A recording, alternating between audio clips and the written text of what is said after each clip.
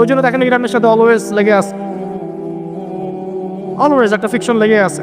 আমি অবাক হব না যদি কয়দিন পরে করে, আমি অবাক হব। এটা অবাক হব না যদি কয়দিন পর লেবাননে গিয়ে সে আক্রমণ করে, সে যদি কয়দিন পর মিশরে আবার আক্রমণ করে, জর্ডানে আবার আক্রমণ করে, আমি অবাক হব না। অচিরেই তারা পুরো বিশ্বে একটা বড় যুদ্ধ বাঁধিয়ে ছাড়বে, দেখেন ইনশাআল্লাহ। অচিরেই তারা পুরো বিশ্বে একটা বড় যুদ্ধ না বাঁধানো পর্যন্ত থামবে না। আমি ভাই খোলামেলায় কথা বলার মানুষ, যদি কারো পছন্দ না হয় কিছু করার নাই, আমাকে বলতে হবে। আপনি আমার সাথে একমত হন বা না হন, অ্যাটলিস্ট শুনেন, পরে সত্য মিথ্যা আপনি যাচাই করেন, মানা না মানা আপনার বিষয়। আমি জাস্ট বলতেছি, আমি তো আপনার মস্তক দখল করতে পারবো না, আমরা তো খুবই দুর্বল। কোন রাষ্ট্রের পক্ষে ইসলামিক আহকাম, হুকুম আহকাম, শরিয়া ল যেগুলো বাস্তবায়ন করা সম্ভব না যতক্ষণ সে জাতিসংঘের আন্ডারে আছে। সোজা কথা, তালেবান পারলো কেন? ওর আন্ডারে নাই, ও কারোর সাথে চলে না। টপিকে আসতেছি, আমি একটা কথা বলতে চাচ্ছিলাম, আল্লাহ পাক যে আমাদেরকে জিজ্ঞেস না করেই মুসলিম পরিবারে জন্ম দিয়েছেন, এই নেয়ামতের শুকরিয়া আমরা আদায় করতে পারবো না। যদি সারা জীবন সেজদায় পড়ে থেকে এখন থেকে নিয়ে আমরা শুধু তাওহীদের অনুসারী হয়েছি, এই কৃতজ্ঞতাই আমরা আদায় করতে পারবো না। আমরা দিনের জন্য কিছুই করি নাই, আমাদের দ্বারা ইসলামের বড় বড় খেদমত হয়েছে এমন না। আবু তালেব একা যা করেছেন, আমার মতো 100 জন আবু তালেব তা করতে পারে নাই, পারবে না, এটাই সত্য কথা। আবু তালেব কোন অবস্থায় করেছেন? যখন চতুর্দিক থেকে আল্লাহ নবীকে সবাই ছিছি করছে, গালিগালাজ করছে, হত্যার পর্যন্ত চেষ্টা করছে। পুরো সমাজ একদিকে, আবু তালেব একাই একদিকে। তার কাছে প্রস্তাব দেওয়া হয়েছে, তোমার ভাতিজাকে আমাদের হাতে তুলে দাও, নাহলে আমরা ব্যবস্থা নিব। সে বলছে, আমি আমার ভাতিজাকে তোমাদের হাতে তুলে দিব না যতদিন না আমার দেহ মাটির তলে না যাচ্ছে। হ্যাঁ, তিনি নবীজিকে গিয়ে বলছেন, তা আমার বৃদ্ধ কাঁধের উপর এত বোঝা দিও না ভাতিজা, আমার বয়স হয়ে গেছে, ওরা তোমাকে বলছে তুমি দাওয়াতটা ছেড়ে দাও। তো নবীজি বলছেন, আমার ডান হাতে যদি চাঁদ এনে দেওয়া হয়, বাম হাতে সূর্য এনে দেওয়া হয়, চাচা আমি দাওয়াত ছাড়তে পারবো না। হয় আমি এই পথে দাওয়াত দিতে দিতে আমার এই দিন বিজয়ী হবে, না হলে আমি হালাক হয়ে যাব। তখন কি হলো? তখন তিনি বললেন যে ওরা তোমার দিকে আসতে পারবে না দলে দলে যতক্ষণ না আমি আবু তালেব দাফন হচ্ছি মাটির তলে। কথা বুঝতে পারছেন? এখন মূল কথাটা হচ্ছে, আমরা যারা মুসলিম পরিবারে জন্মগ্রহণ করেছি, এরপরেও আমরা তাওহীদের জ্ঞান অর্জন করছি না, শিরক থেকে দূরে থাকছি না, নামাজ পড়ছি না 5 ওয়াক্ত ফরজ নামাজ, যাকাত দিচ্ছি না, সওম রাখছি না, প্রোটেস্ট্যান্ট মুসলিম হয়েছি, Protestant version of Islam follow করছি, ইসলামের দাওয়াতের কাজ করছি না, দিনের বিজয়ের কোনো ফিকির করছি না। সত্যি কথা বলতে আমাদের দুনিয়াতে থাকার চেয়ে না থাকাই ভালো। আমরা এখন গরু ছাগল। বিশ্বাস করেন আমার কথা, আল্লাহ পাক এই শব্দই বলেছেন সূরা আরাফের সম্ভবত 189 নম্বর 189, ওয়ালাকাদ বা'দা আউযু বিল্লাহি মিনাশ শাইতানির রাজিম ওয়ালাকাদ যারানা লিজাহান্নামা কাসীরাম মিনাল জিন্নি ওয়াল ইনস। আল্লাহ পাক বলছেন, আমি প্রচুর জিন আর মানুষকে দিয়ে জাহান্নাম পূর্ণ করব। বলি নাউযুবিল্লাহ। লাহুম কুলুবুন, কেন পূর্ণ করব? তাদের কি অপরাধ ছিল? কি অপরাধে করব? লাহুম কুলুবুন, তাদেরকে কলব দিয়েছিলাম, লা ইয়াফকাহুনা বিহা, বোঝার চেষ্টা করে নাই। ওয়ালাহুম আযানুন, কান দিয়েছিলাম, লা ইয়াসমাউনা বিহা, শুনে নাই। ওয়ালাহুম আ'য়ুনুন, চোখ দিয়েছিলাম, লা ইউবসিরুনা বিহা, চোখ দিয়ে দেখে নাই।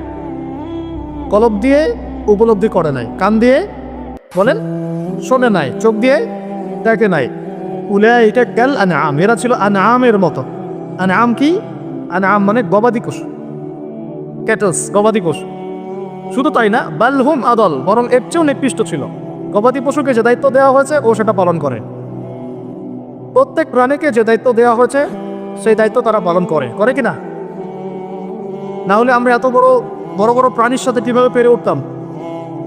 একটা গরু নির্দ্বিধায় জীবনকে সঁপে দিচ্ছে, বিদ্রোহ করছে না, করছে?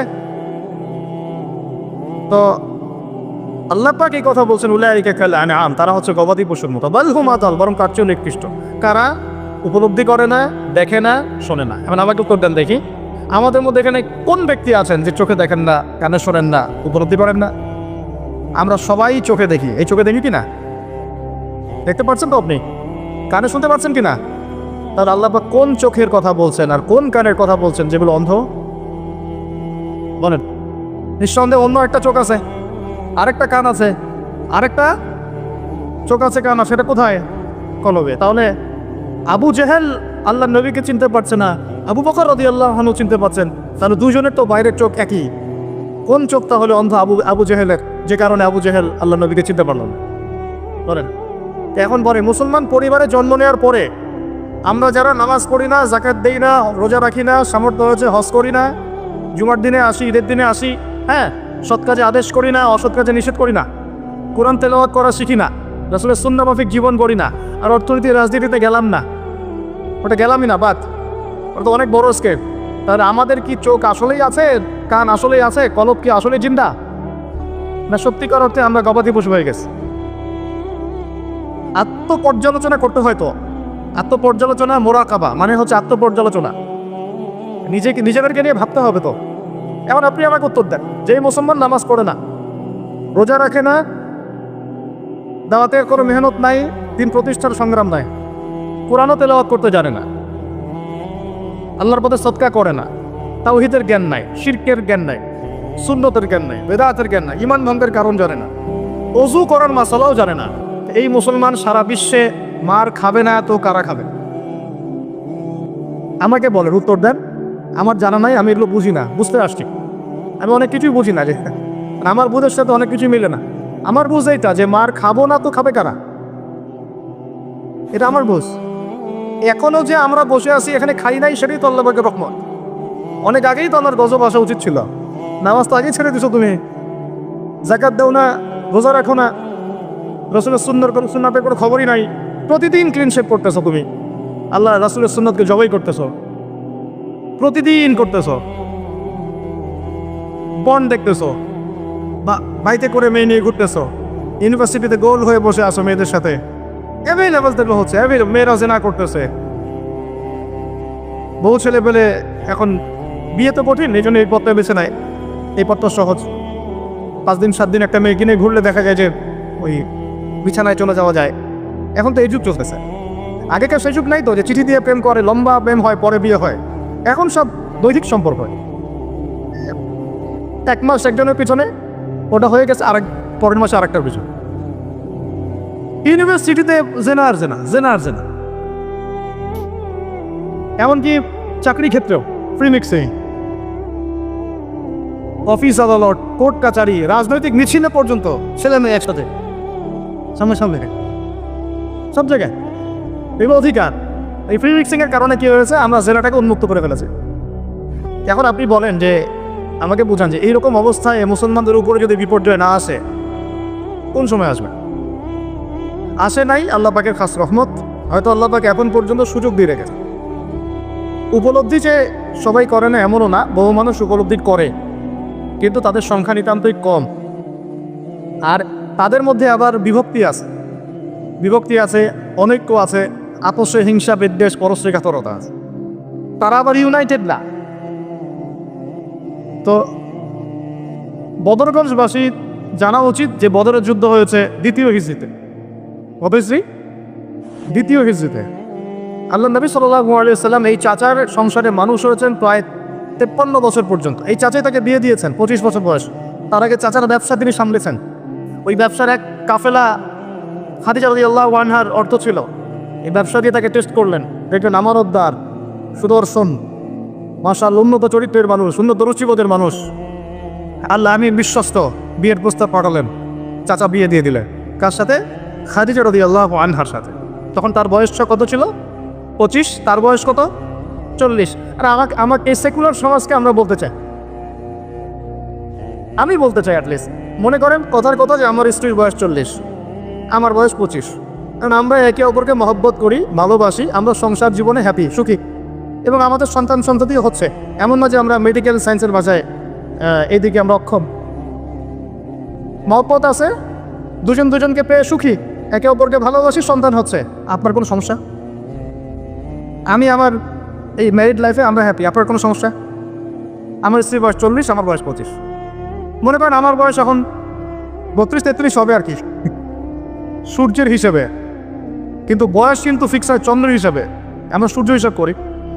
এখন ধরেন আর এটা বিয়ে করলাম, ধরেন ধরেন ধরেন তো স্ত্রীর বয়স মনে করেন 16 বছর।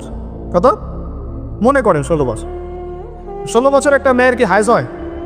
হাইজ হয়? হাইজ বোঝেন? আচ্ছা, সে কি সন্তান জন্ম দিতে সক্ষম? সক্ষম। সে কি ম্যাচিওর, ফিজিক্যালি স্ট্রং? এখন ওর বয়স 16, আমার বয়স 32। এখন ও আমার সাথে হ্যাপি, আমি তার সাথে হ্যাপি, সন্তান জন্ম হচ্ছে, দুজন সুখে আছি, মহব্বতের সাথে আছি, সুস্থ আছি, কোনো সমস্যা আপনার? তো এই হলো অবস্থা, সার্কাস। এখন এই 16 বছরের মেয়ে আপনার মেয়ে আপনি বিয়ে দিতে পারবেন না। বলবেন যে আপনি আপনি রাষ্ট্র আইনের বিরুদ্ধে কথা বলছেন। না, আমি বিরুদ্ধে কথা বলছি। আমি বুঝাচ্ছি যে এটা কতটা অসার একটা আইন। 16 বছরের একটা মেয়ে যদি জেনা করে আপনি উৎসাহিত করছেন। 16-17 বছরের মেয়েরা জেনা করে না? স্কুলে, কলেজে, বিশ্ববিদ্যালয়ে, এখানে ওইখানে, এর বিরুদ্ধে আপনার ব্যবস্থা কি, অ্যাকশন কি? কিন্তু 17 বছর একটা মেয়ে যদি বিয়ে করে আপনি তো কাজীকে ধরে জেলে দিয়ে দিবেন একেবারে। এখন বলেন এটা কি আমি মানতে বাধ্য? এখন জোর করে চাপাই দিলেন, ল করে দিলেন, মানতে বাধ্য হয়ে গেলাম। তা আসলে কি কোরআন সুন্নাহ সমর্থিত হলো? এখন জবাব দিবেন আল্লাহর কাছে আপনি? জনগণ কিছুই বলতে পারবে না। আমরা শুধু জ্ঞানতাত্ত্বিক একটা ডিবেট করলাম এবং আপনাকে দেখালাম যেটা একটা অসার। তারপরেও যেটা হয়েছে হোক, অ্যাটলিস্ট বিয়েটা সহজ করলে ভালো হতো। বিয়েটা কঠিন হয়ে গেছে, এই জন্য এটা জেনার রাস্তা বেছে নেয়। তো আমরা জেনাকে উস্কে দিচ্ছি। আরে ভাই, 16-17 বছর তো দূরের কথা, এখন 13-14 বছরের মেয়েরাই দেখবেন ঠিক নাই। আপনি মনে করেন এখনকার স্কুল কলেজের মেয়েগুলো খুব দূরে থাকা তুলসী পাতা? যখন 15 বছর আগে যে যুগটা ছিল, 20 বছর আগে, আর এখন তো আরো অনেক আপডেটেড। এখন ওরা ওইসবে বিশ্বাসী না। গল্প করে যে কার কয়টা, কার কয়টা। কোনো ভাই হাসেন না, কোনো কোনো ক্ষেত্রে মাদ্রাসাও এ থেকে মুক্ত হয় নাই। আমাদের দিকেও তো বলতে হবে, ইনসাফ করতে হবে। তো বহু মাদ্রাসাতেও জেনার ঘটনা ঘটছে এখন, কারণ এটা পর্নোগ্রাফির যুগ। কিসের যুগ? একজন টিচার যদি কোরআনে হাফেজ হয়, আলেম হয়, এবং একই সাথে যদি পর্নে এডিক্টেড হয়, সেই ব্যক্তির দ্বারা ধর্ষণ হতে পারে, যদিও সে হাফেজ, যদিও সে আলেম, যদিও সে দায়ী, ওয়েবাহিস। এরকম ঘটনা করছে। কোনো কোনো ক্ষেত্রে ছেলে ছেলের সাথে জেনা পর্যন্ত হচ্ছে। হয়নি ভাই? আমি কি বানায় বানায় কথা বললাম? যেই করুক এটা পাপ। শাস্তিও আবার কি? ধর্ষণের শাস্তি কি? ইসলামের শাস্তি কি? মৃত্যুদণ্ড। কয়টা কার্যকর করতে পারবেন আপনি? তো সব দিকে সমস্যা। আমি যে পয়েন্টে আছে এখানে চলে আসেন। তার বয়স তখন 40, আমাদের নবীজির বয়স 25। ম্যারিড জীবনে হ্যাপি, 6টা সন্তান হয়েছে। কয়টা? নবী সাল্লাল্লাহু আলাইহি ওয়াসাল্লাম খাদিজা রাদিয়াল্লাহু আনহার কাছ থেকে যে মমতা, যে ভালোবাসা, যে সাপোর্ট পেয়েছেন, এটা বিরল। এই যুগে এমন মেয়ে পাওয়া হয়তো বা সম্ভব না, কারণ এই যুগে তো আমরাও সাহাবীদের মতো না। আমরা যদি সাহাবীদের মতো না হতে পারি, আমরা মহিলা সাহাবীদের মতো স্ত্রী আশা করি কিভাবে? বুঝতে পারছেন না কথা? ইসলাম চির প্রাচীন, চির নতুন, চির আধুনিক, এর কোনো ব্যতিক্রম ব্যত্যয় নাই। ওর মূলনীতির কোনো পরিবর্তন হবে না। ওর মূলনীতির জায়গায় থাকবে, কিন্তু হয়তো প্রযুক্তিগত উন্নয়ন হতে পারে, শাখা পোশাখা কত কিছু ফুরুই পার্থক্য আসতে পারে, কিন্তু আসলেই কোনো পার্থক্য আসবে না। তো যে কথাটা বলেছি, এটা চিরায়ত সুন্নত, যে নির্যাতনটা মক্কায় হয়েছে। যদি না হয়, বুঝে নেবেন যে আপনার বা আমার ইসলামিক চলাফেরার মধ্যে কোনো একটা ল্যাকিংস আছে, বা আমরা Protestant version of Islam follow করছি।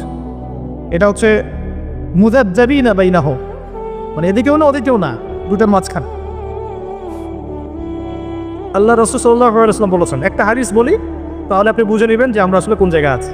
সহিহ মুসলিমের হাদিস, রাসূলুল্লাহ সাল্লাল্লাহু আলাইহি ওয়াসাল্লাম বলেছেন, ক্বালা নবী সাল্লাল্লাহু আলাইহি ওয়াসাল্লাম, মান রাআ মিনকুম মুনকারান, তোমাদের মধ্যে যে কেউ যদি কোনো অন্যায় গর্হিত কাজ দেখে, ফালইউগাইয়ির বিয়াদিহি, সে যেন তার হাত দিয়ে এটাকে প্রতিহত করে।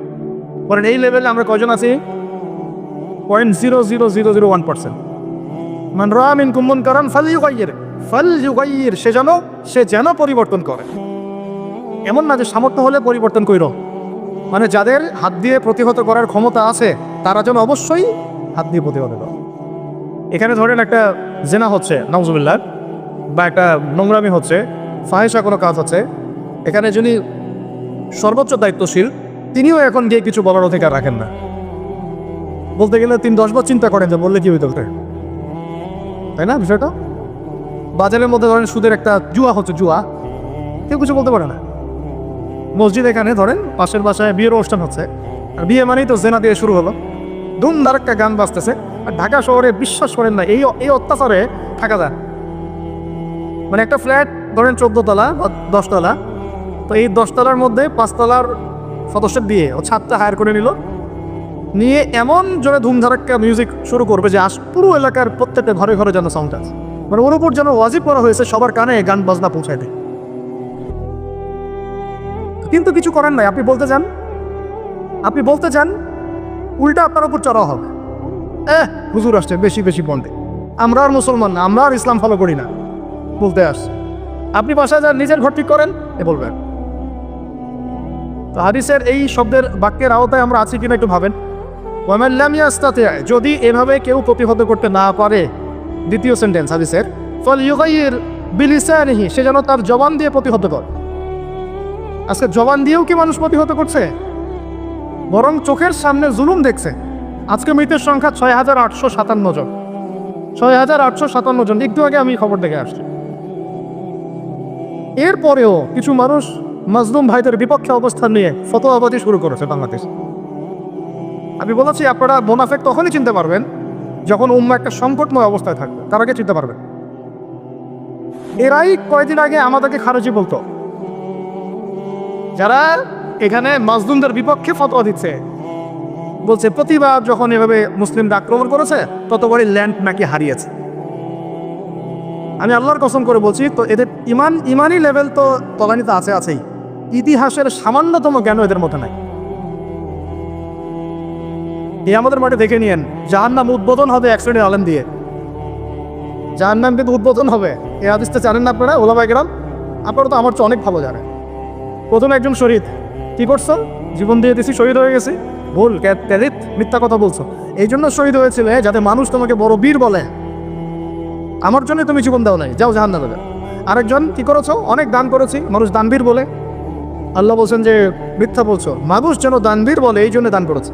দান করার সময় সতর্ক থাকেন, লোক দেখায় দান করেন না, এই তো দানটা বেশি করেন আপনারা। আচ্ছা, তা আমরা এই সুযোগটা নিব, অবশ্য আমরা বেশি বেশি দান নিব এখন তোর কাছ থেকে, ঠিক আছে? তাদেরকে ইনভাইট করবো, দান বেশি করে নিব। ভুলেও না, এই কাজ ভুলেও করবেন না। রিক্সাওয়ালা ভাইয়ের কাছ থেকে সৎকা নিবেন 10 টাকা, আর মুচি ভাই, তরকারিওয়ালা, ভ্যান চালক, এদের কাছ থেকে হালাল টাকা থেকে টাকা নেবেন। ওই বেড়াত মসজিদ থেকে দিন প্রচার হবে, আর হারাম টাকার এসি মসজিদ থেকে দিনের কোনো প্রচার হবে না। বাংলাদেশে এসি মসজিদের অভাব নাকি? আমার কথা রাগ করতেছেন নাকি? বাংলাদেশে এমন অনেক মসজিদ আছে কোটি কোটি টাকার প্রজেক্ট, ঠিক শেষ জামানের হাদিসের মতো। নবীজি বলেছেন শেষ জামানায় কিছু মসজিদ হবে চাকচিক্যময়, একদম গর্জিয়াস, হেদায়েত উঠে যাবে। পরের লাইন হচ্ছে হেদায়েত উঠে যাবে, ওটা নাই? নামাজ শেষ, মসজিদ বন্ধ। মসজিদে খাদেমদের মাঝে মাঝে অস্থিরতা দেখলে মনে হয় যে বাসায় গিয়ে সুন্নতটা পড়ে, এখানে পড়ার দরকার নেই, বিরক্ত হচ্ছে মনে হয়। নামাজ শেষ হওয়ার পর তাড়াতাড়ি এসি বন্ধ করতেছে, লাইট অফ করতেছে, ফ্যান অফ করতেছে, এই তাড়াতাড়ি জানে, বিল উঠতেছে। আল্লাহ আমাদেরকে বোঝার তৌফিক দান করুন। তো উম্মার ক্রান্তি লগ্নেই আপনি এগুলো চিনতে পারবেন, তাছাড়া পারবেন না। আল্লাহ নবী বলছেন, যদি তোমরা হাত দিয়ে প্রতিহত করতে না পারো, যেটা সামর্থ্য আপনার নাই, মুখ দিয়ে যেন প্রতিবাদ করে। এখন এই জায়গায় আমাদের ইমান দিকে আছে না নাই? এইসব ইস্যুতে যাদের লেখার ক্ষমতা আছে তাদের উপর লেখা ওয়াজিব, যাদের বলার ক্ষমতা আছে তাদের উপর বলা ওয়াজিব, যাদের আরো বড় কোনো সহায়তা পাঠানোর সুযোগ আছে না, এটা পাঠানো তাদের জন্য ওয়াজিব, যাদের রাষ্ট্রীয়ভাবে কিছু করার ক্ষমতা আছে ওইটা করা তার উপর ওয়াজিব, আর যার এসব কোনো কিছুই করার ক্ষমতা নাই তার উপর দোয়া করা ওয়াজিব। আমাদের কি দোয়া করার ক্ষমতা নেই? আল্লাহ পাক শুনবেন না আমাদের দোয়া? এখন আসেন, ফাইল্লাম ইয়াস্তাতি', যদি তোমরা এতেও সক্ষম না হও, আরে বাবা মুখে কথা বলারও সুযোগ নাই, মুখে বললেও সমস্যা, অবস্থা খারাপ, গর্দান থাকবে না। আবু হুরায়রা রাদিয়াল্লাহু আনহু বলেছিলেন একটা কথা, যে আমি এমন অনেক ইলম জানি যেগুলো যদি আমি এখন বলা শুরু করি আমার গর্দান থাকবে না। সে একই কথা আমাদেরকেও মাঝে মাঝে ইশারা ইঙ্গিতে বলতে হয়। যতটুকু বলছি এতে বুঝে নেন, এর চেয়ে বেশি বলতে গেলে আমাদের গর্দান নাও থাকতে পারে। যারাই তাদের এগেনস্টে দাঁড়িয়েছে কথা দিয়ে কলম দিয়ে বিভিন্নভাবে, এরা তাদেরকে গুপ্ত হত্যা করেছে। যে ব্রিটেনের হাত ধরে সে এই ক্ষমতা পেয়েছে 1918 দিকে, ওই ব্রিটেন 1933 সালের দিকে ওর বিরুদ্ধে চলে যাচ্ছিল, ফিলিস্তিনিদের পক্ষে চলে আসছিল, তখন ওই ব্রিটেনের অনেকগুলো নেতাকে মেরে ফেলছে। এই জাতি, এরা কোন জাতি আপনাকে একটা আমি এক্সাম্পল দিয়ে বোঝাই। এরা হচ্ছে নবীদেরকে হত্যা করা জাতি। থেকে বলেন আমি তো মিথ্যা বলছি? কোরআনে যদি এটা না থাকতো তাহলে আপনি বলতেন যে আমি মিথ্যা বলছি। এটা আমি বলি নাই, আল্লাহ পাক বলেছেন পবিত্র কোরআনে, তোমরা নবীদেরকে হত্যা করেছো। সুবহানাল্লাহ। আর এরা আমাদের নবী মুহাম্মদ সাল্লাল্লাহু আলাইহি ওয়াসাল্লামকেও 2 বার হত্যা করার চেষ্টা করেছে। একবার বনু নাজির যুদ্ধের আগে, আরেকবার খায়বার যুদ্ধের সময়। ওটা শেষ করবো আমি ওইদিকে এসে। তো ভাই আমরা যারা মুখ দিয়ে বলতে পারবো না তাদের ফাইল্লাম ইস্তাতিয়া ফাবি কলবি, তাহলে যেন অন্তর থেকে ঘৃণা করে। এখন আপনি বলেন এই হাদিসের আওতায় আমাদের ইমান টিকে আছে না নাই? অ্যাটলিস্ট মন থেকেও কি ঘৃণা করে? সাধারণ মানুষ মন থেকে অন্তত ঘৃণা করে। আর যদি ওয়াযালিকা আদআফু মিনাল ঈমান, মানে এটা হচ্ছে ইমানের সবচেয়ে নিচু লেভেল, তার মানে যার মন থেকেও ঘৃণা আসছে না, ইমানের সাথে কোনো সম্পর্ক নেই। সোজা কথা। তো এখন আমাকে বলেন, যারা চোখের সামনে এই জুলুম, নির্যাতন, অন্যায় বছরের পর বছর দেখে আসতেছে, তার উপরে মাজলুমদের পক্ষ না নিয়ে জালেমদের পক্ষে ফতোয়াবাজি করতেছে, ইমানের কোন লেভেলে তারা আছে? তাদের কাছে আমাদেরকে দিন শিখতে হবে, ওখানে আকীদার দার্স দিতে হবে, ওখানে আমাদেরকে সহিহ শিখতে হবে, সহিহটা শিখতে হবে। আর সমস্ত ওলামায়ে কেরাম মরে গেছে সারা ওয়ার্ল্ড থেকে। আল্লাহর ওয়াস্তে নিজের আকীদা, নিজের আমল নামাজ ফিকির করেন। কেউ কাউকে বাঁচাবে না কালকে আমাদের মাঠে। যদি এই দুনিয়াতে আমরা হকপন্থী না হতে পারি, শ্বাস চলে গেলে আর হকপন্থী হতে পারি। নবীজি বলেছেন সাল্লাল্লাহু আলাইহি ওয়াসাল্লাম, আমি না থাকলে আমার চাচাকে জাহান্নামের একদম অতল তলে রাখা হতো। আমার কারণে আল্লাহ রাব্বুল আলামিন তাকে জাহান্নামের উঁচু জায়গায় রাখবেন, জাহান্নামের উঁচু জায়গায় রাখবেন, যেখানে আগুন তার পায়ের গোড়ালি স্পর্শ করবে, এতেই তার মগজ টকবক করে ফুটতে থাকবে। আপনারা কি আমার বাংলা ভাষা বুঝতে পারছেন? এমন কোনো সাপোর্ট নাই চাচা দেন নাই। মক্কার প্রায় 13 বছর যখন দাওয়াতি কাজ করছেন নবী সাল্লাল্লাহু আলাইহি ওয়াসাল্লাম, মানুষ গালি দিচ্ছে, কেউ থুতু নিক্ষেপ করছে, কেউ নামাজরত অবস্থায় মাথার উপরে উঠে নাড়ি ভুড়ি চাপিয়ে দিচ্ছে, কেউ বলছে এই ব্যক্তি জাদুকর, এই ব্যক্তি গণক, এই ব্যক্তি মিথ্যাবাদী, নাউজুবিল্লাহ, এই ব্যক্তি ফারিকুল জামাত বিভক্তকারী, এই ব্যক্তি মাজনুন, পাগল। তাকে আগলে রেখেছেন তার চাচা। মানুষ অর্থনৈতিক বয়কট করছে, চাচা আগলে রেখেছেন। 3 বছর সমাজ থেকে বহিষ্কার করা হয়েছে, গাছের ছালপাতা খেয়ে থেকেছেন বনু হাশিম, চাচা আগলে রেখেছেন। চাচা ছোটবেলা থেকে তাকে এত মহব্বত করেছেন, তার ছেলেদেরকে নিয়ে যখন খেতে বসতেন, আমাদের নবী সাল্লাল্লাহু আলাইহি ওয়াসাল্লাম তো লাজুক ছিলেন, তিনি শোরগোল করতেন না, চুপচাপ খেতেন।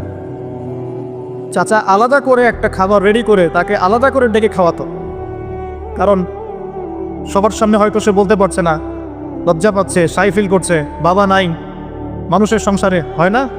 এটা আপনারা হয়তো সবাই বুঝবেন না, আমরা বুঝি। যারা বাবা বা মা ছাড়া বড় হয়েছে অন্যের সংসারে, তারা এগুলো বুঝতে পারে। নবী সাল্লাল্লাহু আলাইহি ওয়াসাল্লাম এতিমদের প্রতি এত রহমদিল কেন ছিলেন? কারণ তিনি তো এতিম অবস্থায় বড় হয়েছে, তিনি তার কষ্টটা বুঝতেন। আমরা যদি এখানে যদি কেউ এতিম থাকেন, তিনি বুঝবেন এতিমের সাইকোলজি কেমন, তার চাহিদা কেমন, কষ্ট কেমন। আমি তো বারবার বলে আসছি কয়েকদিন থেকেই, আমাদের তো কারো সন্তান মারা যায়নি, আমাদের কারো সন্তানকে তো বোম মেরে বুলেট দিয়ে গুলি করে হত্যা করা হয়নি, আমরা তো সেই লাশ দাফন করি না। তাহলে আমরা কিভাবে প্যালেস্টাইনের মাজলুম ভাইদের আত্মনাদ আমাদের কান পর্যন্ত পৌঁছাবে? পৌঁছাবে না। পৌঁছালেও কলব পর্যন্ত পৌঁছাবে না। আমার সাথে তো এটা হয় নাই।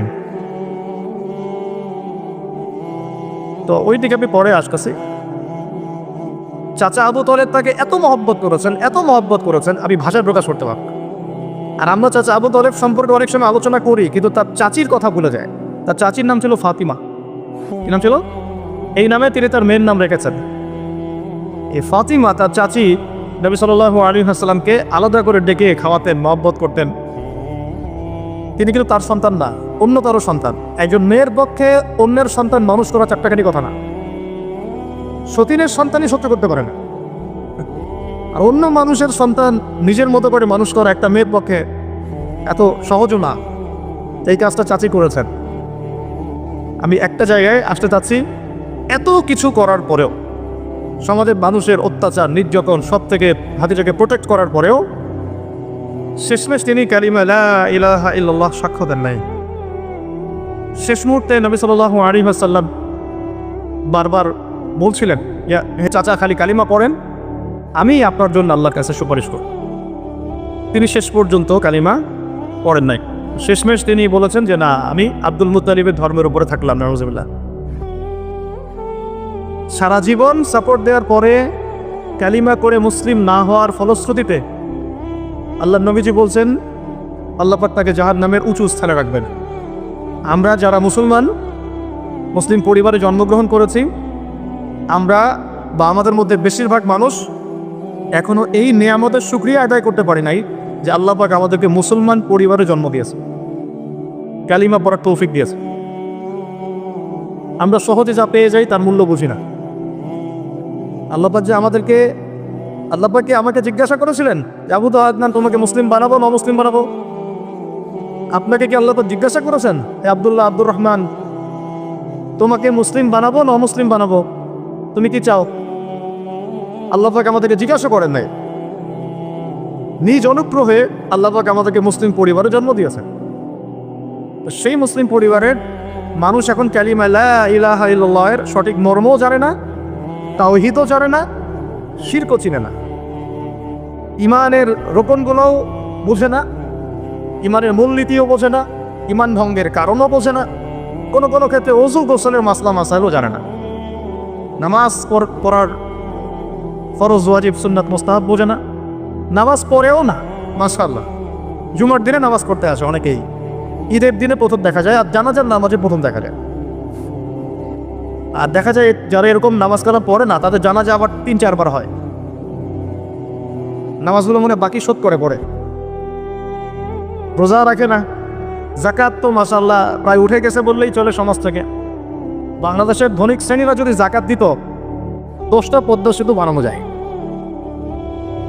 বিশ্বাস করতেছেন না?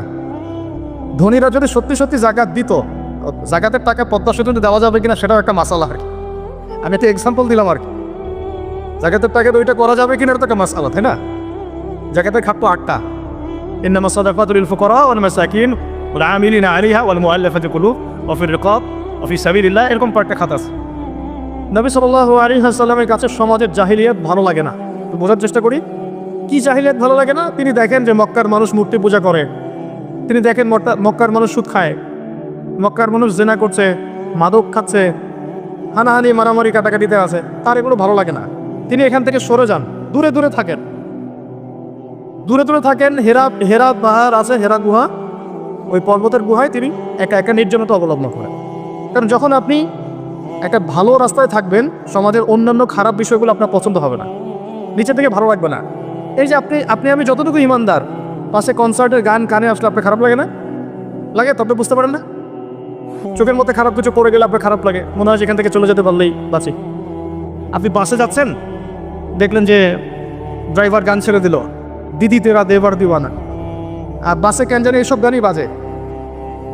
আমরাই নাকি ভাষার জন্য আবার যুদ্ধ করেছি, লজ্জা আমাদের। আমরাই নাকি ভাষার জন্য রক্ত দিয়েছি, কিন্তু আমাদের সব কেন জানি হিন্দি সংস্কৃতি। হ্যাঁ, কত বড় ভণ্ডামি আমাদের মধ্যে আছে দেখেন। ভাষার জন্য আমরা লড়াই করেছি, জীবন দিয়েছি, গর্বের, অবশ্যই আমাদের জন্য গর্বের। কিন্তু আমাদের ঘরে ঘরে এখন হিন্দি কেন? ঘরে ঘরে হিন্দি কেন? তাহলে আমরা কি এটা কি দিবস পালন করার বিষয়, না আদর্শ লালন করার বিষয়? কোর্ট কাছারি অফিস আদালত সব কিছুর ভাষা হচ্ছে ইংরেজি, ওখানে বাংলা চলে না কেন? আমরা কি ইংরেজির জন্য যুদ্ধ করেছি?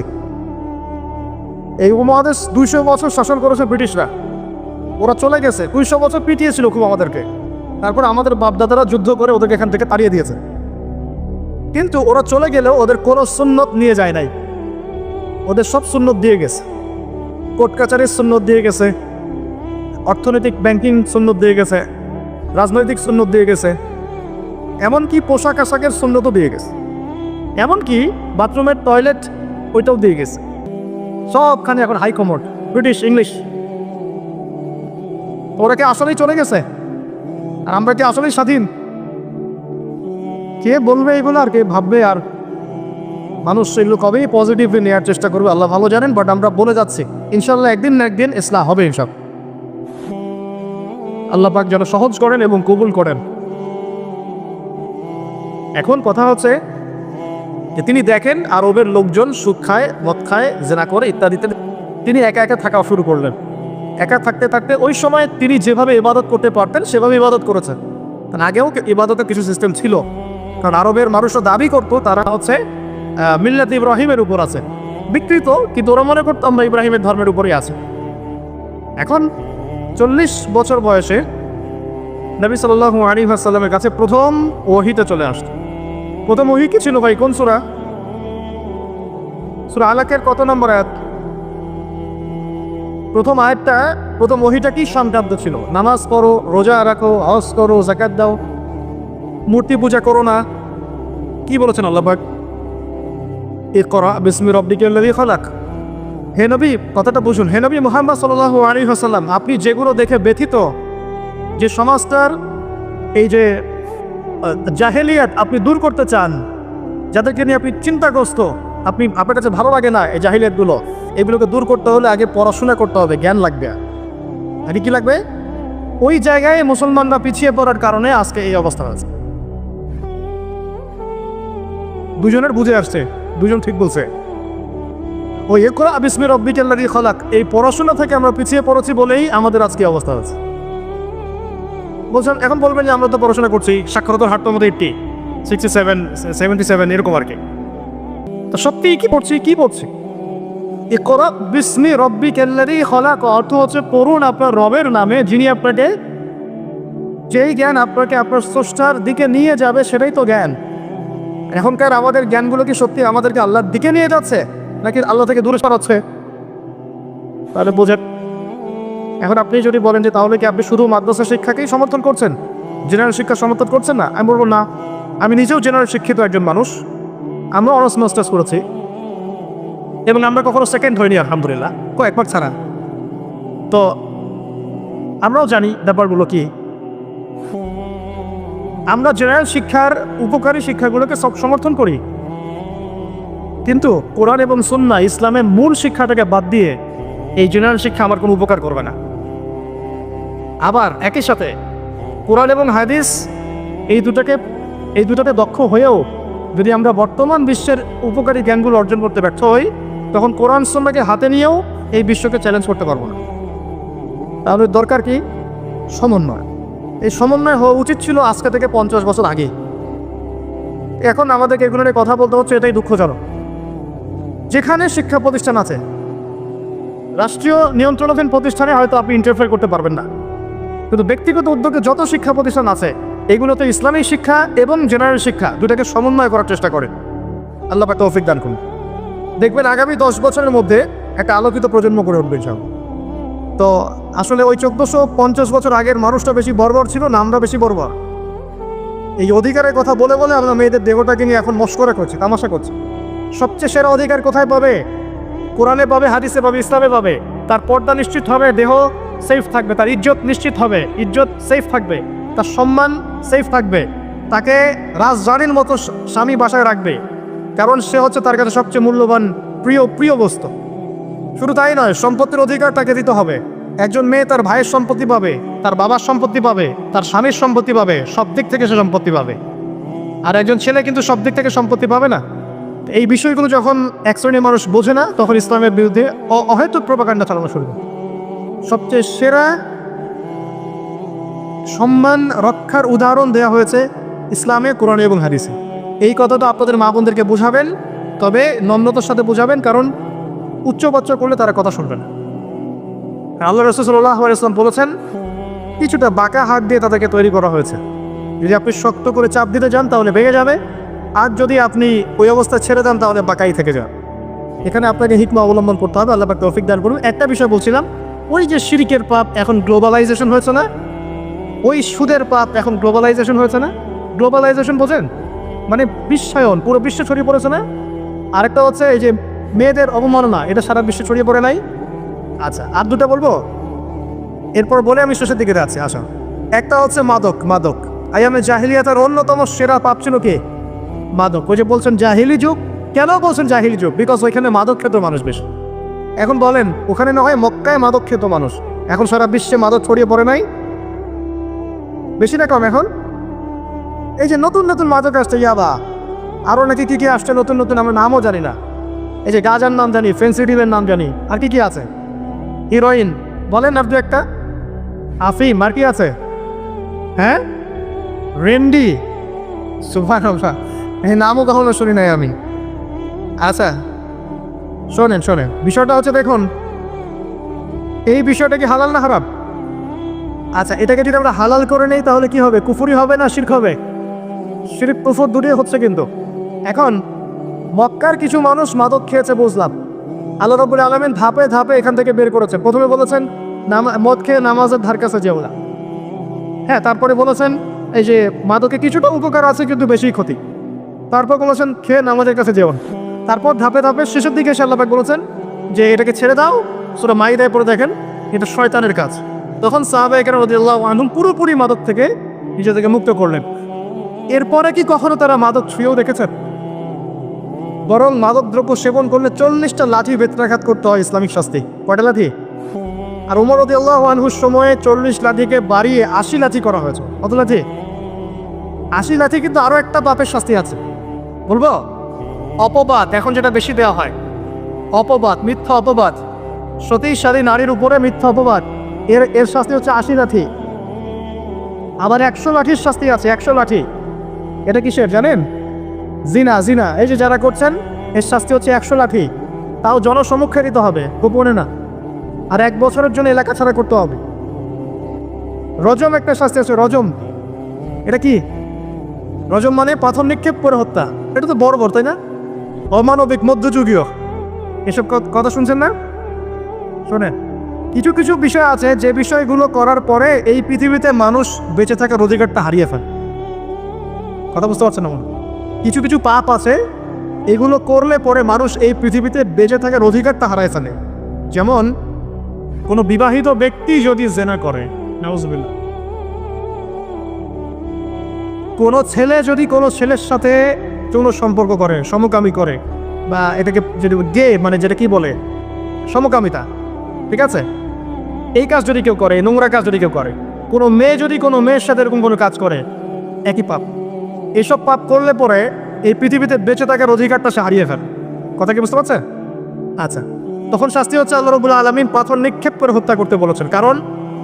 কারণ হচ্ছে সে এত গর্হিত একটা কাজ করেছে যেটা এই শাস্তি পাওয়ার সম্পূর্ণ যোগ্য।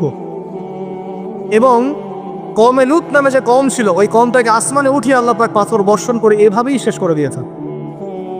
জর্ডান একটা দেশ আছে না, জর্ডানের পাশে ডেড সি নামে একটা জায়গা আছে, ডেড সি, মৃত সাগর। ওইখানে সাদুম নামে একটা গোত্র থাকতো। কোন গোত্র? সাদুম। ওই সাদুম গোত্র এরকম সমকামী ছিল। আল্লাহ রাব্বুল আলামিন লূত আলাইহিস সালামকে পাঠিয়েছিলেন, তারা হেদায়েতের বাণী শোনে নাই। আল্লাহ পাক ওদেরকে আসমানে উঠিয়ে পাথর নিক্ষেপ করে উল্টা দিকে দাফন করে দিয়েছেন। কিছু কিছু পাপ আল্লাহ পাক সহ্য করেন না, আল্লাহ পাকের আরশ কেঁপে ওঠে। এই পাপগুলো সেরকম পাপ। কথা বুঝতে পারছেন? তো এই যে জিনা, পর্নোগ্রাফি, ব্যভিচার, পরকীয়া, এগুলোর মধ্য দিয়ে আমরা নারীর অবমাননা করছি না? এবং ধর্মের মাধ্যমে মাঝে মাঝে করছি, যখন আমরা ধর্মের নামে মেয়েদের অধিকার দিচ্ছি না। অনেকেই সম্পত্তির অধিকার দিচ্ছেন না, অনেকেই শিক্ষিত করছেন না, অনেকেই আরও এই যৌতুক দিচ্ছেন না, যৌতুক নিচ্ছেন না অনেকেই। যে বিয়ের সময় যৌতুক নেয়, এটা তো মেয়ের উপর, মেয়ের পিতার উপর টর্চার করা, সম্পূর্ণ হারাম, সম্পূর্ণ হারাম। তারপরে দেখবেন, রিপোর্টগুলো পড়ে দেখবেন যে এই যে এই বছর 2022, এই 22-এই গভর্নমেন্ট রিপোর্ট অনুযায়ী নিবন্ধিত প্রায় 1339টা ধর্ষণের মামলা হয়েছে। তো এটা এখন অ্যাভেলেবেল, যে কোনো সব জায়গায় ধর্ষণ হচ্ছে, অ্যাভেলেবেল। মানুষ এটাকে স্বাভাবিক মনে করছেন, নর্মাল ধর্ষণ হতেই পারে, মানুষ এখন এমন মনে করছে। প্রত্যেক দিন পেপার খুলবেন, দেখবেন রেপের খবর, প্রত্যেক দিন খবর শুনবেন ধর্ষণের খবর। আর সব খবর তো আসে না, আসে হয়তো 10%, 20%, 30%, বেশিরভাগই আসে না। এলাকায় মোড়ে মোড়ে দেখবেন, গ্রামে গঞ্জে শহরে বন্দরে খালি ইফটিজিং দেখবেন, খালি ইফটিজিং। মেয়েদেরকে যৌন হয়রানি করা হচ্ছে বাসে, অটোতে, টেম্পুতে, সব জায়গা। বাসের মধ্যে মেয়েকে রেপ করে ফেলা হচ্ছে। একটা বাচ্চা মেয়ে যে বোঝেও না যে সেক্সুয়াল বিষয়গুলো কি জিনিস, ওকেও রেপ করা হচ্ছে। এই যে মহামারী, আপনি তো বুঝতে পারছেন না যে আমরা কোন সমাজে আছি। এই সমাজে আপনার মেয়ে তো সেফ না, আমার মেয়ে তো সেফ না। আমার মেয়ে, আপনার মেয়ে ভবিষ্যৎ কি হবে, এর ভবিষ্যতের নিশ্চয়তা কে দিবে? আপনার মেয়ের ইজ্জতের ভবিষ্যতের নিশ্চয়তা কে দিবে? এই নিশ্চয়তা দেওয়ার মতো মানুষ কোথায়, নেতা কোথায়? কারো ঘরের স্ত্রী, কারো ঘরের বোন, কারো ঘরের মেয়ে এখন সেফ না। যে কোনো দিন, যে কোনো জায়গায়, যে কোনো দুর্ঘটনা হতে পারে। বাসে, ট্রাকে, ট্রেনে, অটোতে, সব জায়গায় হতে পারে। আর এগুলোকে আমরা প্রমোট করছি, এখন নগ্নতাকে প্রমোট করছি, পণকে প্রমোট করছি। এই নগ্নতা, পণ, এসব দিয়ে মানুষের মাথাটাকে জানোয়ার বানিয়ে ফেলা হয়েছে। পণ দেখাতে দেখাতে ছেলেদের মাথাটাকে জানোয়ার, পশু বানিয়ে ফেলা হয়েছে। এরা এখন বোঝে না যে মেয়ে কি জিনিস, মা কি জিনিস, বোন কি জিনিস, তাও বোঝেন। ভাই বোনের সাথে জেনা করেছে, চাচাতো বোন চাচাতো ভাইয়ের সাথে জেনা করছে, চাচাতো ভাই ফুফাতো বোনের সাথে জেনা করছে। রংপুরের খবর শুনলাম যে মায়ের সাথে ছেলেও জেনা করেছে। এগুলো কেন হচ্ছে? এই মহামারী কেন হচ্ছে? কি সমাধান দিবে? সমাধান ইসলামের ছিল, আমরা নেই নাই। সমাধান হচ্ছে, প্রথম সমাধান অশ্লীলতার মহামারী বন্ধ করতে হবে, পর্দা নিশ্চিত করতে হবে, পর্নোগ্রাফির সমস্ত সাইটগুলো বন্ধ করে ফেলতে হবে। আজকের নিউজ তো কথা বললে তো কাজ হবে, কথা না বললে কাজ হবে কিভাবে? 26,000 পর্ন সাইট তারা বন্ধ করে দিয়েছে। যখন সমাজের মানুষ পর্ন দেখতে দেখতে পশু হয়ে গেছে, আপনি বাইরে এই যে আলখাল্লা টুপি দাড়ি পরে ঘুরলে লাভ আছে? ভিতর থেকে তো আপনি পশু। দেখবেন মসজিদ ইমাম সাহেব নামাজ পড়তে এসেছে, বাসায় পর্ন দেখে আসছে, নামাজে কোনো মনোযোগ নাই। দেখবেন টাপাটাপ নামাজ পড়ছে, কোনো মনোযোগই নাই, পর্ন দেখে। ইমানের আলোচনা করবেন, খুব লাফালাফি করলো, 2 দিন পর দেখবেন কোনো খবর নাই, পর্ন দেখতে দেখতে ভিতরটা শেষ, ড্যামেজ।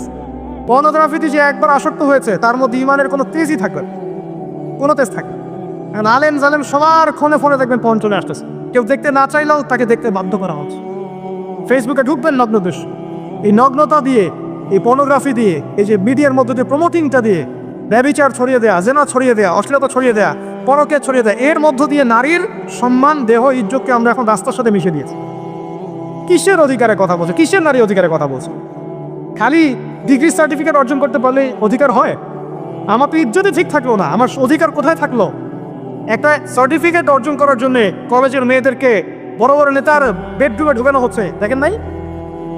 তো একটা সার্টিফিকেট অর্জন করতেই হবে আমাকে, নিজের ইজ্জত বিক্রি করে দিয়ে হলেও আমার সার্টিফিকেট অর্জন করতেই হবে। লাথি মারি এসব পড়াশোনার পিছনে, দরকার নেই আমার পড়াশোনা। হচ্ছে বাসায়, এলাকায় এলাকায় মহিলা মাদ্রাসা করেন, মাদ্রাসায় মেয়েদেরকে পড়ান। আমি খুব দুঃখের সাথে বলছি, অনেক মাদ্রাসাতেও এরকম করে ঘটনা কিন্তু ঘটেছে না? এখানে একটা কথা আমরা পরিষ্কার করতে চাই, সেটা হলো যে পাপী, রেপি, ধর্ষণী, সে আলেম করুক আর জালেম করুক, ইমাম করুক আর জালেম করুক, ফাসেক করুক, সবাইকে সমান শাস্তি নিশ্চিত করতে হবে। আর শাস্তি হবে দৃষ্টান্তমূলক, যেন আরো 10 জন দেখে শিক্ষা নেয়। ওই যে ইসলামে আছে না হাত কেটে ফেলা, কি কারণে বলেন তো? কারণ সবাই যখন দেখবে যে খুঁটির সাথে বেঁধে একটা চোরে হাত কেটে ফেলা হয়েছে, এলাকার সব মানুষ দেখেছে, চুরি পারবে না কমবে? নিশ্চিত চুরি কমে যাবে ইনশাআল্লাহ। এই নারীর অবমাননার ওই যুগের চেয়ে এই যুগে বেশি না কম? আপনি ভালো করে আল্লাহর নূর দিয়ে দেখেন। আমি প্রথমে বলেছি, শুধু বাইরের চোখ দিয়ে দেখে সব বুঝতে পারবেন না। আল্লাহ পাকে নূর দিয়ে দেখেন, কোরআন সুন্নাহর গভীর জ্ঞান দিয়ে দেখেন, দেখবেন ওই জাহিলিয়াতের চেয়ে 1000 গুণ বেশি জাহিলিয়াত এখনকার বিশ্বে চলছে। পৃথিবীতে যে ব্যক্তি আল্লাহর সাথে শিরিক করে নাই, আল্লাহ তাওহীদের উপর থেকেছে এবং তার উপরে মৃত্যুবরণ করেছে, ইনশাআল্লাহ সে ব্যক্তি এর উত্তর নির্দ্বিধায় দিতে পারবে ইনশাআল্লাহ। আর দুনিয়াতে যে বা যারাই আল্লাহর সাথে শিরিক করবে, আল্লাহর সাথে শিরকের পাবে লিপ্ত হবে, ওই অবস্থায় মারা যাবে, তাওহীদের উপর থাকবে না, কোশ্চিন কালেও মান রব্বুক উত্তর দিতে পারবে না। তারপরে প্রশ্ন হয়ে যাবে, জিনুক, তোমার দিন কি ছিল? মুমিন বান্দা উত্তর দিবে কি? দিনই আল ইসলাম, আমার দিন ছিল ইসলাম। এখানে শুনে রাখেন, পৃথিবীতে যারা ইসলামকে পরিপূর্ণরূপে পালন করবে তারাই এই উত্তর দিতে পারবে ইনশাআল্লাহ। যারা ইসলামকে ঠাট্টা বিদ্রুপের হাসি তামাশার পাত্র বানিয়েছে, মন চাইলে কিছু করি, মন চাইলে কিছু করি না, সহজগুলো একটা আমল করি, বাকি কিছুর আমল ধারি না, হ্যাঁ, নামাজ পড়ি, সুদ ছাড়তে পারি না, ঠিক আছে, বছর বছর ওমরা করি, এদিকে ঘুষ দুর্নীতি ছাড়তে পারি না, ইসলামকে ঠাট্টা তামাশার পাত্র বানিয়েছে, এরা কোশ্চিন কালে উত্তর দিতে পারবে না। মা দিনুক, দিনে পরিপূর্ণরূপে ইসলামে প্রবেশ করতে বলেছেন আল্লাহ রাব্বুল আলামিন। যারা পরিপূর্ণরূপে ইসলামে প্রবেশ করবে এবং ইসলামের প্রতিটা মৌলিক বিধান মেনে চলবে, ইনশাআল্লাহ তারাই উত্তর দিতে পারবে। এরপরে আসবে তৃতীয় প্রশ্ন, নবী সাল্লাল্লাহু আলাইহি ওয়াসাল্লামকে দেখানো হবে, যখন দেখানো হবে তখন সূর্য যখন ডুবে যায়, যে দৃশ্যটা আমরা দেখতে পারি না, ওই দৃশ্যটা ভেসে উঠবে এবং মুমিন বান্দা অস্থির হয়ে যাবে, বলবে আমাকে ছেড়ে দাও, আমি নামাজ পড়বো। সুবহানাল্লাহ। তার কারণ তার কাছে মনে হবে যে আসরের ওয়াক্ত হয়ে গেছে, আসরের ওয়াক্ত চলে যাচ্ছে, আমাকে নামাজ পড়তে হবে। চিন্তা করেছেন? ওই যে একটা হাদিস আছে না, যে 7 শ্রেণীর মানুষকে আল্লাহ রাব্বুল আলামিন আরশের ছায়া দিবেন। তার মধ্যে এক শ্রেণীর মানুষকে যার অন্তর মসজিদের সাথে ঝুলে থাকে, তার মন মসজিদের সাথে ঝুলে ছিল, এই সূর্য ডুবে গেল বলে আমাকে ছেড়ে দাও, আমি নামাজ পড়তে যাও। তখন ফেরেশতারা বলবেন তোমাকে নামাজ পড়তে দেওয়া হবে, তবে তার আগে তুমি এর উত্তর দাও। কি উত্তর? এই ব্যক্তির দিকে তাকাও। তখন নবী সাল্লাল্লাহু আলাইহি ওয়াসাল্লামকে দেখানো হবে, সাল্লাল্লাহু আলাইহি ওয়াসাল্লাম দরুদ পড়বেন, বলা হবে যে এই ব্যক্তির সম্পর্কে তোমার কি ধারণা? মান হাযা রাজুলু বুইসা ফীকুম, এই ব্যক্তিকে যাকে তোমাদের কাছে পাঠানো হয়েছিল। মুমিন ব্যক্তি নির্দ্বিধায় বলে দিবে যে তিনি হচ্ছেন আমার নবী মুহাম্মদুর রাসূলুল্লাহ সাল্লাল্লাহু আলাইহি ওয়াসাল্লাম। দেখুন, পৃথিবীতে যে বা যারাই নবী সাল্লাল্লাহু আলাইহি ওয়াসাল্লামের সুন্নতের উপর আমল করবে, ইনশাআল্লাহ সে তার উত্তর দিতে পারবে। দুনিয়াতে যারা নবীর সুন্নতের 5 পয়সা পরোয়া করছে না, তার আদর্শের 5 পয়সা দাম দিচ্ছে না, তারা কোশ্চিনকালে উত্তর দিতে পারবে না। নাম হতে পারে আব্দুর রহমান, আব্দুর রহিম, নবীর সুন্নতের ধার ধারে না, তারা উত্তর দিতে পারবে না। নবীর সুন্নতের গুরুত্ব কত গভীর, এটা আমাদেরকে এখান থেকে বুঝতে হবে। তাই প্রিয় যুবক ভাইরা, মুসলিম ভাইরা, আমাদের জীবনটাকে নবীর আদর্শ এবং সুন্নতে ঢেলে সাজাতে হবে। সকাল থেকে সন্ধ্যা পর্যন্ত প্রতিটা কাজ করবো কার তরিকায়? রাসূলের তরিকায়। নামাজ পড়বো তার তরিকায়, রোজা, সিয়াম, হজ, যাকাত, আমল, মুআমালাত, আখলাক সব কার তরিকায়? নবী সাল্লাল্লাহু আলাইহি ওয়াসাল্লামের তরিকা অনুযায়ী ইনশাআল্লাহ। আল্লাহ পাক তৌফিক এনায়েত করুন, আমিন। এবার ফেরেশতা দুজন জিজ্ঞাসা করবেন অবাক হয়ে যে তুমি কিভাবে এটা জানলে? তুমি কিভাবে এই 3টা প্রশ্নের উত্তর দিতে পারলে? কারণ বেশিরভাগ মানুষ তো উত্তর দিতে পারবে না, বেশিরভাগ মানুষই এই উত্তর দিতে পারবে না। কারণ কিয়ামতের মাঠে 1999 জন মানুষ জাহান্নামে যাবে, নাউযুবিল্লাহ। তো এটা কঠিন পরীক্ষা। আল্লাহ রাসূল সাল্লাল্লাহু আলাইহি ওয়াসাল্লাম বলেছেন যে নিশ্চয়ই তোমাদেরকে এখানে পরীক্ষায় ফেলা হবে, আর তোমরা যদি এই পরীক্ষা জেনে তোমাদের মৃতদেরকে দাফন করা থেকে বিরত না থাকতে, তাহলে আমি তোমাদেরকে শুনিয়ে দিতাম কবরে কেমন পরীক্ষা হয়। মানে যদি আমরা শুনতে পারতাম যে কবরে কেমন পরীক্ষা হয়, আমরা ভয়ে আমাদের মৃতদেরকে দাফন পর্যন্ত করতাম না। এটা নবীজি বলছেন সাল্লাল্লাহু আলাইহি ওয়াসাল্লাম। তাকে জিজ্ঞাসা করা হবে যে তুমি কিভাবে জানলে এটা? বেশিরভাগ মানুষ তো পারে না উত্তর দিতে। তখন সেই ব্যক্তি বলে বসবে, সে ব্যক্তি বলবে যে করাতু কিতাবাল্লাহ, আমি আল্লাহর কিতাব এই কোরআন পড়েছি। মুমিন বলবে আমি আল্লাহর কোরআন পড়েছি, আমানতু বিহি, আমি এর উপর ঈমান এনেছিলাম, ওয়া সাদ্দাকতু, এবং সত্যায়ন করেছিলাম। সুবহানাল্লাহ। অতএব দুনিয়াতে যারা দ্বীনের জ্ঞান অর্জন করছে না, কোরআন পড়ছে না, হাদিস পড়ছে না, পড়াশোনার চেষ্টা করছে না, জানার চেষ্টা করছে না, কবরে পার পাওয়া ডিফিকাল্ট আছে। এটা একটা অন্যতম প্রশ্ন। আমরা কিন্তু মনে করি 3টা প্রশ্ন হচ্ছে, আসলে প্রশ্ন হচ্ছে কয়টা? 7টা। 3টার পরে আরো একটা এক্সট্রা। কিভাবে জানলে? তো উত্তর দিচ্ছে আমি আল্লাহর কিতাব পড়েছি, ঈমান এনেছি, সত্যায়ন করেছি। সুবহানাল্লাহ। নবী সাল্লাল্লাহু আলাইহি ওয়াসাল্লাম হাদিসের পরের অংশ বলছেন যে যখন কাফের বান্দাকে উঠানো হবে, তখন ডানেও কিছু নাই, বামেও কিছু নাই, সামনে পিছনে কিচ্ছু নাই। মাথার দিক থেকে ফেরেশতারা চলে আসবেন, উঠিয়ে বসানো হবে, প্রশ্ন করা হবে কে তোমার রব? একটাই উত্তর, লা আদরি, আমি জানি না। নাউযুবিল্লাহ। কি তোমার দিন? লা আদরি, আমি জানি না। এই যে আল্লাহর তো খবর নাই, আল্লাহ পাকের বিধান মেনে চলার কোনো খবরই নাই, পরোয়াই নাই। সে জানবে কিভাবে ইসলাম কি জিনিস? সে জানবে কিভাবে আল্লাহ কি জিনিস? ও তো আল্লাহকে চিনেই না। দিব্যি বলে বেড়াচ্ছে মহাবিশ্ব সৃষ্টি হয়েছে বিগ ব্যাং থেকে, আল্লাহ বলে কেউ নাই। মানুষ সৃষ্টি হয়েছে বান্দর থেকে, নাউযুবিল্লাহ। ও যে ডারউইনের মতবাদ, কি দ্য থিওরি অফ এভলিউশন নাকি? হ্যাঁ, তাই তো মনে হয়। অনেক জায়গায় পড়ছি ভাই, ভুলে গেছি। যাই হোক, মানুষ তো আল্লাহকে চিনছে না। এখনো মানুষ মনে করছে যে আল্লাহ বলতে কেউ নাই, এবং এই মুক্ত চিন্তার নামে, বাক স্বাধীনতার নামে নাস্তিকতার যে চর্চাটা বেড়েছে বাংলায়, এটা আশঙ্কাজনক। বড় বড় বিশ্ববিদ্যালয় থেকে পড়ে আসছে, অনেক সময় দেখলাম বড় বিশ্ববিদ্যালয়ের প্রফেসর, সে বলছে যে মহাবিশ্ব বিগ ব্যাং দিয়ে সৃষ্টি হয়েছে, সৃষ্টিকর্তা নাই এখানে কোন। তো মুসলিম বিজ্ঞানীর একটা কথা বলতেন যে মানুষ বিজ্ঞান সম্পর্কে অল্প জানলে নাস্তিক হয়ে যায়, আর অনেক গভীর জ্ঞান অর্জন করলে আল্লাহর কাছে আত্মসমর্পণ করে। খেয়াল করে দেখবেন, ডক্টর, ইঞ্জিনিয়ার যারা বড় বড় লেভেলে চলে গেছেন, অনেক সিনিয়র, তারা কিন্তু বেশিরভাগ নামাজি দেখবেন, নামাজ পড়ে, দান সদকা করে, সমাজ কল্যাণমূলক কাজ করে, তারা কিন্তু রোগীর সেবা করতে গেলেও বলে যে নামাজ পড়িয়েন, রোজা রাখিয়েন, তারা কিন্তু বলে। অনেক ডক্টর আমি দেখেছি এমন, যারা যত বেশি গবেষণা করে তারা তত বেশি আস্তিক হয়ে যায়, আর টুটাফাটা গবেষণা করলে নাস্তিক হয়ে যাবে। কত প্রশ্ন, ইসলামের এটা কেন, ওইটা কেন, ইসলামে বহুবিবাহ কেন, হ্যাঁ ইসলামে কি পর্দার বিধান কেন, তারপর ইসলামে এত রেস্ট্রিকশনস, এত বাইন্ডিংস কেন, হ্যাঁ স্বাধীনতা নাই কেন, কত প্রশ্ন। ইসলামের এগেন্সে কত তীর এখন ছোড়া হচ্ছে। তো এই ব্যক্তি কেমন করে উত্তর দিবে যে মাহাদিনুক, তোমার দিন কি? আল্লাহর দিকে কত প্রশ্ন ছোড়া হচ্ছে, কত শিরকের পাপ আমরা করছি, অনেক সময় মুসলিম হয়েও শিরকের পাপ করছে। কিভাবে উত্তর দিবে মান রব্বুক? 3 নম্বর প্রশ্ন যখন করা হবে এই ব্যক্তিকে, দেখো দেখি, সে বলবে যে আমি জানি না এই ব্যক্তিকে, তবে শুনেছিলাম, মানুষের মুখে শুনেছিলাম, মানুষ যা বলতো আমি তাই বলতাম। মানে সে রাসূল সাল্লাল্লাহু আলাইহি ওয়াসাল্লামের নাম শুনেছিল হয়তো বা, কিন্তু তার সুন্নত বা আদর্শ কখনো মেনে চলে তাই পারল না। এবার জান্নাতি ব্যক্তি হলে কি হতো? ওই যে সূর্য ডুবছিল যেখানে, তার দৃষ্টির সীমা পর্যন্ত কবরকে প্রশস্ত করে দেওয়া, এবং জান্নাতের একটা দরজা তার কবরে খুলে দেওয়া হতো। এটা কিভাবে করা হবে সেটা আল্লাহ পাক জানেন, এটার ব্যাখ্যা করার জ্ঞান আল্লাহ আমাদেরকে দেন নাই। যেই মানুষের ক্ষুদ্র জ্ঞানে মানুষ ব্যাকটেরিয়া ভাইরাস নিয়ে গবেষণা করতে হিমশিম খেয়ে যায়, সে মহাবিশ্বের স্রষ্টা নিয়ে কিভাবে গবেষণা করবে? আল্লাহ পাকের অসীম জ্ঞানের সামনে আমার জ্ঞান কি? খুবই ক্ষুদ্র। একটা হাদিস এসেছে বুখারী শরীফের মধ্যে, যে একটা মহাসমুদ্রের মধ্যে যদি একটা পাখি 1 ফোঁটা পানি উঠিয়ে নিয়ে যায়, ওই 1 ফোঁটা পানি হচ্ছে মহাবিশ্বের জ্ঞান, আর বাকি পুরো মহাসাগর হচ্ছে আল্লাহ পাকের জ্ঞান। তো আমরা এই ক্ষুদ্র জ্ঞানের মানুষ হয়ে আল্লাহর জ্ঞানকে কেমন করে পেনিট্রেট করতে পারি?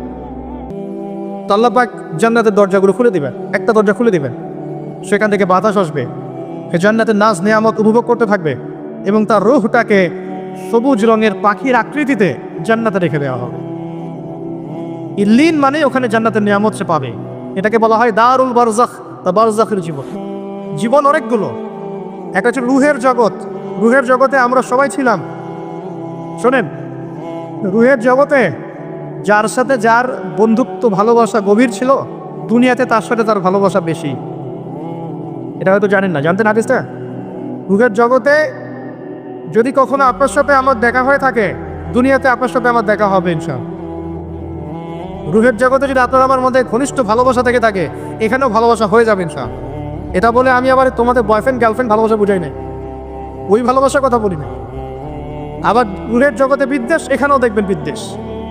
ওটা একটা জগৎ ছিল যেখানে আল্লাহ পাক সমস্ত আদম সন্তানকে সৃষ্টি করে তাদের রুহটাকে রেখেছিলেন এবং ওয়াদা নিয়েছেন। কি ওয়াদা? আল্লাহ পাক বলেছিলেন আলাস্তু বিরব্বিকুম, সূরা আরাফের 182 নম্বর আয়াত পড়ে দেখবেন, 182 নম্বর আয়াত। আল্লাহ পাক বলেছিলেন যে আমি ওয়াদা নিয়েছিলাম, আলাস্তু বিরব্বিকুম, আমি কি তোমাদের রব নই? আমরা সবাই বলেছিলাম বেলা ইয়া রব্বি, অবশ্যই আপনি আমাদের রব। কারণ ওদের এই জুলুমের পথে বাধা যদি কেউ দিতে পারে তাহলে কারা দিবে? মুসলিমরা। আর মুসলিমদের মধ্যে সবচেয়ে শৌর্যবীর্য কাদের মধ্যে থাকে? যুবকদের মধ্যে। যুবকদের ইমান যদি চলে যায় তাহলে এদের আর কোনো সমস্যা নেই। এই বিষয়টা খেয়াল করবেন যে এটা একটা ইন্ডাস্ট্রি। সো এখানে আমরা মেয়েদের দেহটাকে আমরা কি বানিয়েছি? পণ্য বানিয়ে দিয়েছি। আর এখন তো চলছে কাপড় খোলার সংস্কৃতি।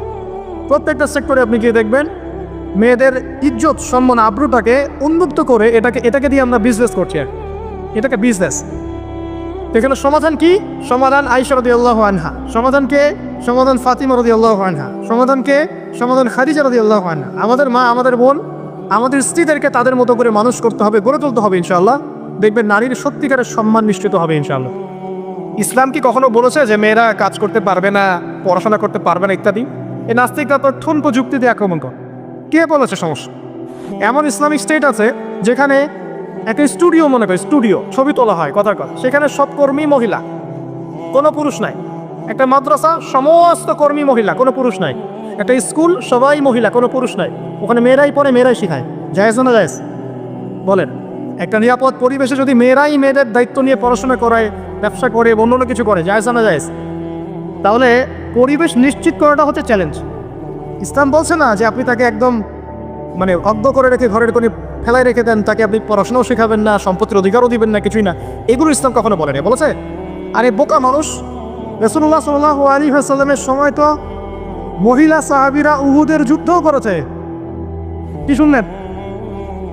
রাসূল সাল্লাল্লাহু আলাইহি ওয়াসাল্লামের সময় মহিলা সাহাবী উহুদের যুদ্ধও করেছে। উহুদের যুদ্ধের নাম শুনেছেন? ওখানে মহিলা সাহাবীও ছিল তীরন্দাজ। তাহলে মহিলারা কি করে না এই নবীর যুগে? আর খাদিজা রাদিয়াল্লাহু আনহা যত বড় ব্যবসায়ী ছিলেন, এখন এত বড় ব্যবসায়ী পাবেন? কোনো মেয়ে আছে এত বড় ব্যবসায়ী? উসমান রাদিয়াল্লাহু আনহু যত বড় বিজনেসম্যান ছিলেন, এখন এত বড় বিজনেসম্যান আছে? তো কি ছিল না সেই স্বর্ণযুগে? ওই স্বর্ণযুগের সুন্নতি আমাদেরকে আমল করতে হবে। আল্লাহ পাক তৌফিক এনায়েত করুন, আমিন। প্রিয় মা ও বোনেরা, পর্দা ছাড়বেন না। আপনাদের জন্য 4টা কাজ: স্বামীর আনুগত্য করা, লজ্জাস্থানের হেফাজত করা, আপনার 5 ওয়াক্ত সালাত ঠিকঠাক মতো আদায় করা এবং রমজান মাসে সাওম রাখা। নবীজি বলেছেন সাল্লাল্লাহু আলাইহি ওয়াসাল্লাম, জান্নাতের যে কোনো দরজা দিয়ে ইচ্ছা আপনি প্রবেশ করতে পারবেন। আপনার জন্য সহজ। আর স্বামীর আনুগত্য বলতে আমি বুঝাইনি স্বামীর দাসত্ব করতে হবে, এটা বলিনি। এখনকার কিছু ফ্যামিলিস্ট মেয়ে আছে, ওরা আনুগত্য শব্দ মনে হয় যে দাসত্ব মনে হয়। আনুগত্য দাসত্ব এক জিনিস না। আনুগত্য কি? স্বামী কোরআন সুন্নাহর অনুকূলে কোনো কথা বলেছে, আপনি মানবেন। স্বামী বলছে পর্দা করো, তোমাকে ভালোবেসে বলছে তুমি পর্দা করো, তুমি আমার অনেক প্রিয় একজন মানুষ, তুমি বেপর্দায় বাইরে যাবা, লোকজন দেখবে, কেমন হয়? ঠিক আছে, তোমাকে তো আমি বিয়ে করেছি, তুমি আমার, মানুষ তোমাকে দেখবে কেন? ঠিক আছে, তো এখন স্বামী ভালো কথা বলেছে, আপনি শুনলেন, এটা আনুগত্য। ওই স্বামী যদি বলে আসো তো আমার কলিগরা এসেছে, তোমাকে খাবার সার্ভ করতে হবে, আসো খাবারটা পরিবেশন করো, এখন আপনি বেপর্দা হয়ে আপনার স্বামীর কলিগের সামনে খাবার পরিবেশন করতে শুরু করলেন, এটা কি আনুগত্য করতে হবে? এটা তখন আপনি আনুগত্য করবেন না। সিম্পল, কোরআন সুন্নাহর অনুগত কাজে আপনি স্বামীর আনুগত্য করবেন, বিপরীতে গেলে আপনি করবেন না। স্বামীর আনুগত্য মানে স্বামীর দাসত্ব নয়। আর এই হাদিসটা আপনি কেন ভুলে যান যে আল্লাহ রাসূল সাল্লাল্লাহু আলাইহি ওয়াসাল্লাম বলেছেন, আল্লাহ ছাড়া যদি কাউকে সেজদা করা যেত, সম্মান বুঝাচ্ছেন, আল্লাহ ছাড়া যদি কাউকে সেজদা করা জায়েজ হতো, আমি মেয়েদেরকে বলতাম যেন স্বামীকে সেজদা কর। কেন? কারণ আপনাকে রেসপন্সিবিলিটি, আপনার খাবার, আপনার ফুড, আপনার শেল্টার, আপনার মানে পুরো দায় দায়িত্ব নিজের হাড় ভাঙা পরিশ্রম দিয়ে, জীবনের ঝুঁকি নিয়ে স্বামী আপনার জন্য করে। সে আপনার সম্মান পাওয়ার যোগ্য তো? সে কি আপনার সম্মান পাওয়ার যোগ্য নয়? আপনি যদি সম্মানের হকারে না করতে পারেন তাহলে আপনি অকৃতজ্ঞ। আর অকৃতজ্ঞ মেয়ে কখনো জান্নাতে যাবে? একটা হাদিসে আছে, বেশিরভাগ মেয়ে জাহান্নামে যাওয়ার অন্যতম কারণ হচ্ছে তারা স্বামীর সাথে কুফরি করে। কি করে? মানে সারা জীবন স্বামী ভালোবেসে যায়, ভরণ পোষণ দিয়ে যায়, সব চাহিদা পূরণ করে যায়, একদিন দেখবেন কথা কাটাকাটি হয়েছে, ওই দিন বলে বসবে যে তোমার কাছে আমি কিচ্ছু পাইনি সারাদিন।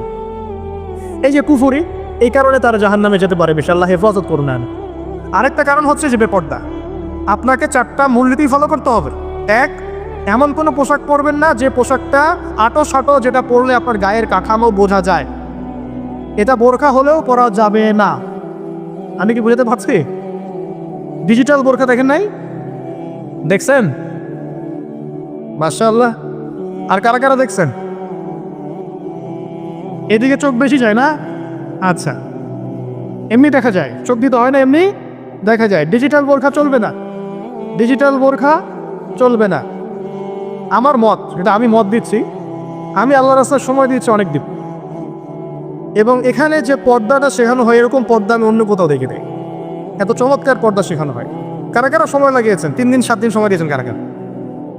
বেশিরভাগই তার নাই, সমস্যা নাই, দিতে হবে। আমি বাধ্যতামূলক বলিনি আপনাকে, বলেছি এখানে পর্দা শেখানো হয়, চমৎকার পর্দা শেখানো, যে এখানে চোখটা পর্যন্ত তাদের ঢেকে রাখার তালিম দেওয়া হয়। যাই হোক, যেখানেই শেখেন অ্যাটলিস্ট পর্দাটা শিখলেই হলো। এমন পোশাক হবে না যে পোশাকটা আকর্ষক, যেটা পরে আপনার গায়ে কাঠামো বোঝা যায়। 2 নম্বরে এমন পোশাক পরা যাবে না যে পোশাকটা পরলে বাহির থেকে ভিতরের অঙ্গ দেখা যায়। দেখেছেন?